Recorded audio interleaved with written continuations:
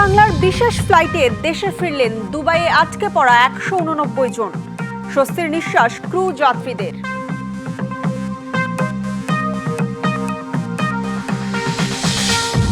মধ্যপ্রাচ্য সহ ইউরোপে বাংলাদেশের কৃষিপণ্যের রপ্তানি বন্ধ। যুদ্ধের প্রভাবে দেশে নতুন করে মূল্যস্ফীতির শঙ্কা।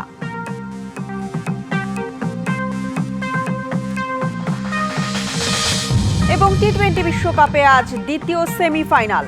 সন্ধ্যায় মুম্বাইয়ে লড়বে ভারত ও ইংল্যান্ড।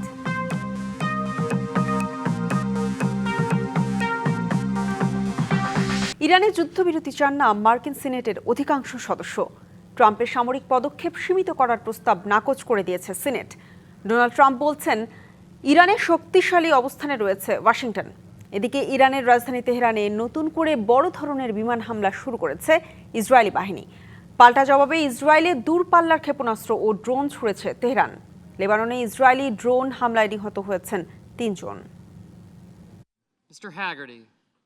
ইরানের সামরিক অভিযানে প্রেসিডেন্ট ডোনাল্ড ট্রাম্পের ক্ষমতা সীমিত করা নিয়ে বুধবার ভোটাভুটি হয় মার্কিন সিনেটে। এতে প্রস্তাবটির পক্ষে পড়েছে ৪৭ এবং বিপক্ষে ৫৩ ভোট। ওয়ার পাওয়ার্স প্রস্তাবটি পাশ হলে ইরানের চলমান যুদ্ধ থেকে মার্কিন বাহিনীকে সরিয়ে নিতে হতো যুক্তরাষ্ট্রকে। তা না হওয়ায় যুদ্ধ আরও লম্বা হওয়ার শঙ্কা জেগেছে। এদিকে ইরানের যুক্তরাষ্ট্রে শক্ত অবস্থানে রয়েছে বলে জানিয়েছেন প্রেসিডেন্ট ট্রাম্প।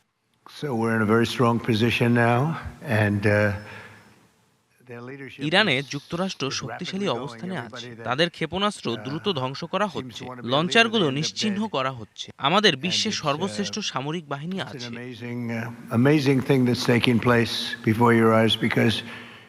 বুধবার রাতভর তেহরানে ব্যাপক বিমান হামলা চালিয়েছে ইসরায়েল। দেশটির প্রতিরক্ষা বাহিনী আইডিএফ জানিয়েছে, তেহরানের সামরিক অবকাঠামো লক্ষ্য করে তাদের দ্বিতীয় দফার হামলা ঢেউ পরিচালিত হচ্ছে। অন্তত ৩৩টি বেসামরিক স্থাপনায় হামলা চালানো হয়েছে বলে অভিযোগ করেছে তেহরান।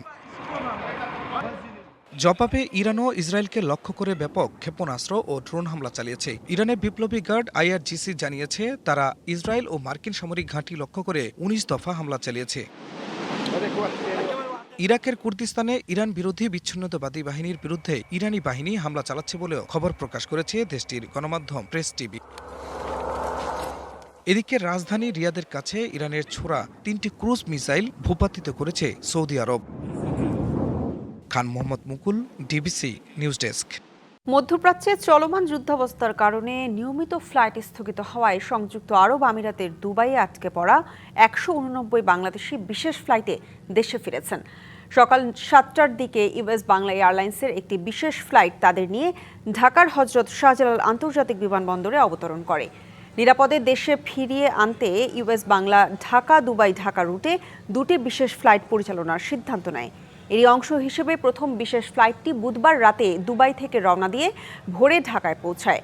দ্বিতীয় বিশেষ ফ্লাইটটি আজ বিকেল ৫টা ১৫ মিনিটে ঢাকা থেকে দুবাইয়ের উদ্দেশ্যে ছেড়ে যাবে এবং দুবাইয়ের স্থানীয় সময় রাত ১০টায় ফিরতি যাত্রী নিয়ে ঢাকার উদ্দেশ্যে রওনা হবে।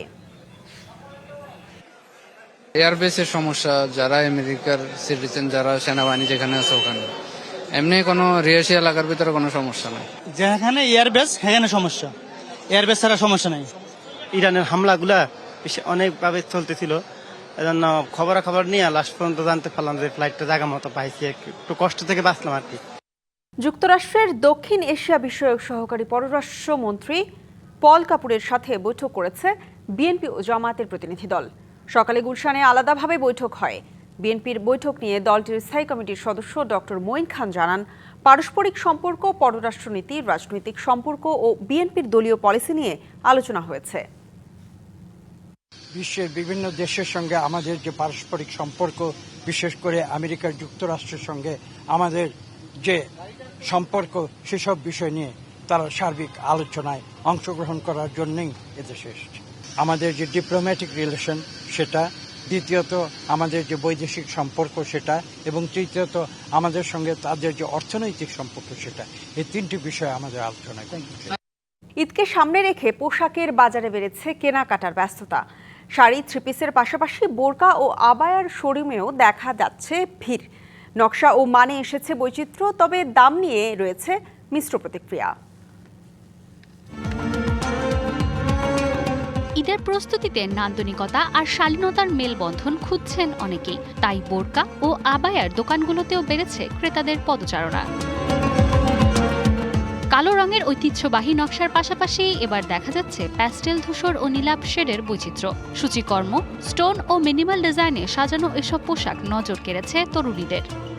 জাফরান কাপড়ের এই কোয়ালিটির কোটি সিস্টেমের বোরকা নিতে চাচ্ছি। এদের ড্রেসটা যাতে একটু শো করা যায় সেজন্য আর কি কেপ টাইপের বোরখাগুলাই খুঁজতেছি। তবে ক্রেতাদের অভিযোগ আগের তুলনায় দাম কিছুটা বেশি, বিশেষ করে নতুন ডিজাইন ও ভারী কাজের বোরকাগুলোর দাম বেড়েছে বলে জানান তারা। বাসা থেকে যেটা নিয়ত করে আসছি আসলে এটা বলতেছে না, এখানে ওভার প্রাইস 8,000 9,000 করে আসতেছে। কালেকশন যথেষ্ট ভালো, রিচ কালেকশন, কিন্তু প্রাইসটা যথেষ্টই চড়া মনে হইতেছে। অন্যদিকে বিক্রেতাদের দাবি উন্নত মানের কাপড় ও রপ্তানি উপযোগী কাজ থাকায় দাম কিছুটা বেশি। তাদের মতে মান ধরে রাখতে গিয়ে এই বাড়তি মূল্য। পার্সিয়ান বোরকাটা বেশি যাচ্ছে। পার্সিয়ানের মধ্যে এখানে অনেকগুলো কালার থাকে, যেগুলোতে ক্রিস্টাল ফেব্রিক্স থাকে, চেরি ফেব্রিক্স থাকে, নিদা ফেব্রিক্স থাকে।